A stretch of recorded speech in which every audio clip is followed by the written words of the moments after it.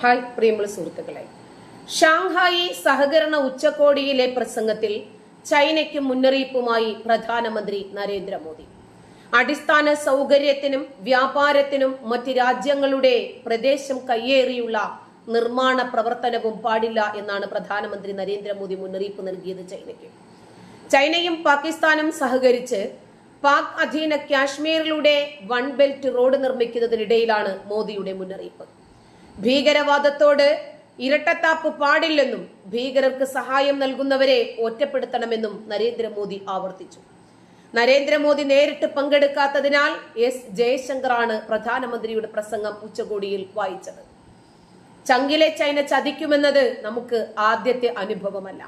അതുകൊണ്ട് തന്നെ കാശ്മീരുമായി പങ്കുചേർന്ന് ഇന്ത്യയോട് മുൻപല്ലുകൊണ്ട് ചിരിക്കുകയും അണപ്പല്ലുകൊണ്ട് കടിച്ചു ഞെരിക്കുകയും ചെയ്യുന്ന ചൈനയുടെ തന്ത്രം നരേന്ദ്രമോദിക്ക്